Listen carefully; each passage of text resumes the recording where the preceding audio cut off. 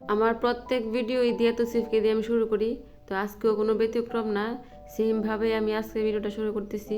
আর সম্পূর্ণ ভিডিওটা স্কিপ না করে দেখার অনুরোধ রইল। হ্যালো গাইজ, আসসালামু আলাইকুম। কেমন আছেন সবাই?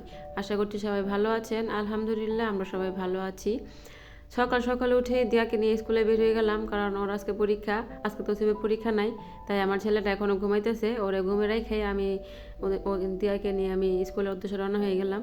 তো প্রত্যেক দিনের বাইরেই থাকে যে ফুল ফুল নেওয়ার জন্য, কিন্তু মাঝে মধ্যে দেয় না আর কি, লেট হয়ে যায়। তো ওর ফুল নেওয়ার কাজ শেষ করার পর আমি ওকে স্কুলে দিয়ে আসছি। আসার পর আমি এখানে আমার শ্বশুর শাশুড়ির জন্য নাস্তা রেডি করতেছি।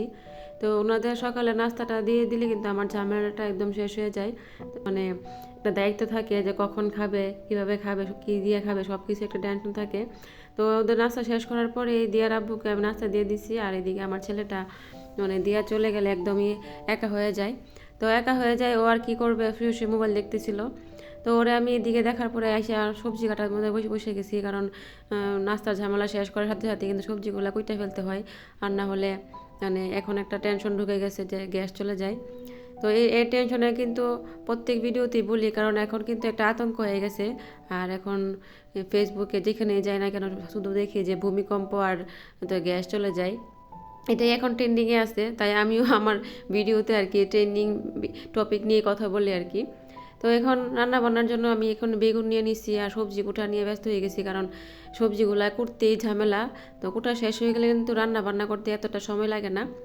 আর এখন মানে কর্মব্যস্ত জীবন কিন্তু এখন শুধু শুরু হয়েছে, সকালটা দিয়ে শুরু করি। আর সারাদিন তো ঝামেলা থাকেই। তো টুকটাক হাতের কাজও সারে ফেলতে হয় আমার, কারণ একা হাতে সামলাতে হয়। তো সবজি কোঠার ফাঁকেই কিন্তু আমি মানে দিয়ে তসি বারবার আসতেছিল, ওরে আমি দেখলাম আর কি। তো একটু পরে পরে সমস্যা নিয়ে আসে, এই সমস্যা ওই সমস্যা। তো ওদের সমস্যা দেখার লাগে, রান্না বান্না কাজ করার লাগে, সব কিছুই ম্যানেজ করার লাগে। এটা কিন্তু একটা মানে অ্যাক্টিভিটিস।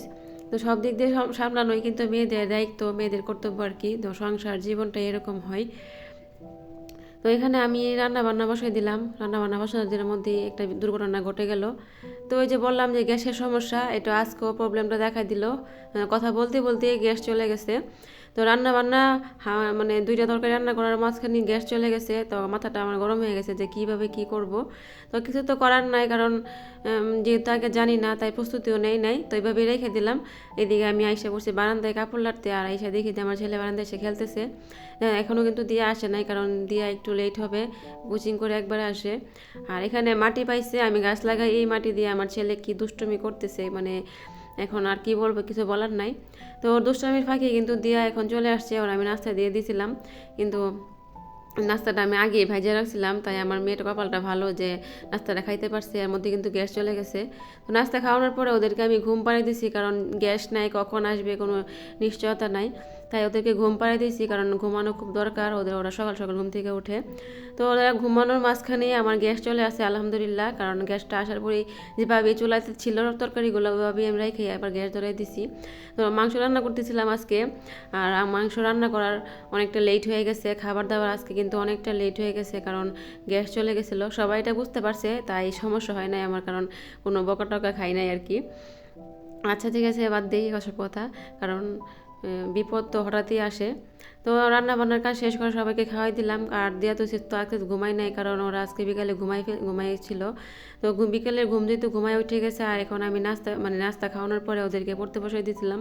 এর মধ্যে কারেন্ট চলে গেছে। তো কারেন্ট চলে গেলে কি হবে, পরীক্ষা সামনে, তাই আমার মেয়ে আর মানে চার্জার লাইট দিয়ে পড়তেছিল। আর আমার ছেলে তো কি বলবো, ওর দুষ্টুমি শুরু হয়ে গেছে।